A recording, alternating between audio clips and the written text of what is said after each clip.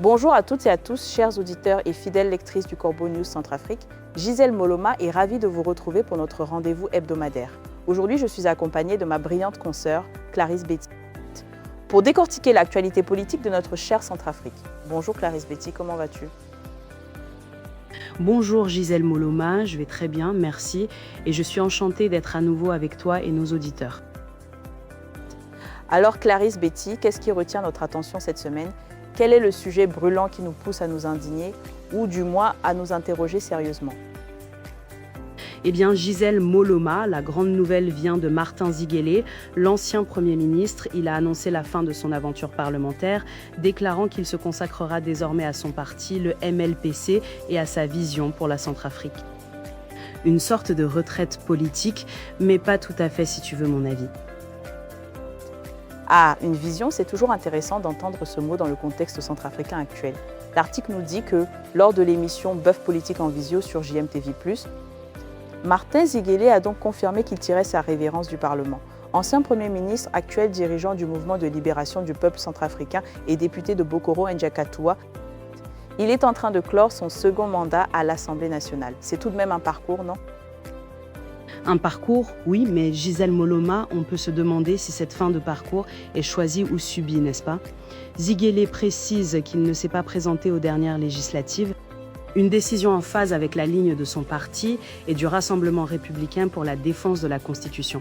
Le MLPC a tout bonnement boycotté ce scrutin. Son mandat de député s'achèvera donc dans 2 petits mois. Est-ce une stratégie de principe ou simplement la reconnaissance d'un terrain politique qui n'offrait plus de perspective? La question mérite d'être posée, surtout quand on connaît la mainmise de l'empereur sur le processus électoral. C'est une excellente question, Clarisse Betty. Quand on lui a demandé ce qu'il comptait faire par la suite, Martin Ziguélé a répondu clairement. Il va s'investir entièrement dans son parti. Il envisage également de poursuivre ses travaux d'écriture et de réflexion sur les questions de paix, de sécurité et de reconstruction du pays. Un homme de plume et de pensée donc qui se retire des joutes parlementaires pour mieux méditer sur le sort de la nation. Des travaux d'écriture et de réflexion, Gisèle Moloma, c'est noble. L'ancien chef du gouvernement est l'auteur d'un livre de près de 400 pages, Des crises à l'espérance, ma vision pour la Centrafrique, écrit dès 2015.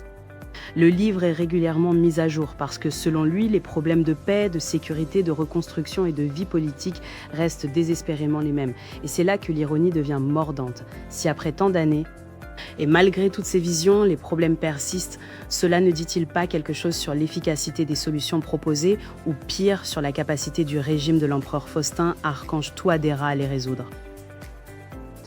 Tu touches un point sensible, Clarisse Betty.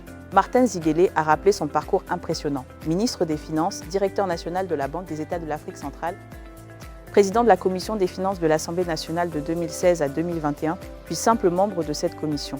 Cette richesse d'expérience lui permettrait, dit-il, d'analyser avec acuité les difficultés économiques et politiques du pays. On ne peut pas lui enlever cette expertise, c'est certain. L'expertise, oui, mais à quoi bon l'expertise si elle ne parvient pas à infléchir le cours des choses? Gisèle Moloma, il a insisté sur le fait qu'il continuera à s'exprimer sur les grands choix stratégiques de la nation, notamment la nécessité de bâtir une souveraineté réelle, de relancer la production agricole et de lutter contre les pratiques qui entravent le développement.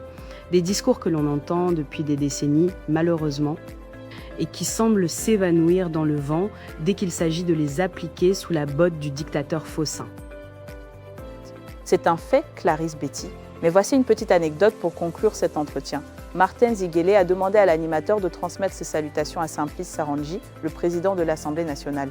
Il le connaît bien pour avoir siégé avec lui au Parlement, mais aurait perdu son numéro de téléphone. Il apprécierait de le retrouver. Drôle de façon de renouer les liens, n'est-ce pas? On dirait presque un signal politique déguisé. Une anecdote savoureuse, Gisèle Moloma, perdu son numéro bien sûr. C'est à se demander si l'empereur Faustin archange Touadéra n'aurait pas une liste noire des numéros à ne pas composer. Cette intervention est un moment important pour l'ancien Premier ministre. Après des années passées au gouvernement et au Parlement, il choisit de se recentrer sur le MLPC et sur sa vision pour la Centrafrique, avec l'objectif de contribuer au débat public depuis une position partisane. Une position qui, j'espère, ne sera pas trop isolée face à la puissance du régime. Son message final, Clarisse Betty, reste concentré sur les priorités du pays, renforcer les institutions, relancer l'économie réelle et construire un avenir fondé sur les forces internes plutôt que sur des dépendances extérieures. De belles paroles qu'il faudra voir comment elles peuvent résonner et trouver un écho dans une Centrafrique où les forces externes sont souvent plus bruyantes et les forces internes muselées par le dictateur. C'est tout le défi Gisèle Moloma, un défi qui semble immense. Nous remercions Eric Azumi pour cet article qui nous a permis de lancer cette discussion.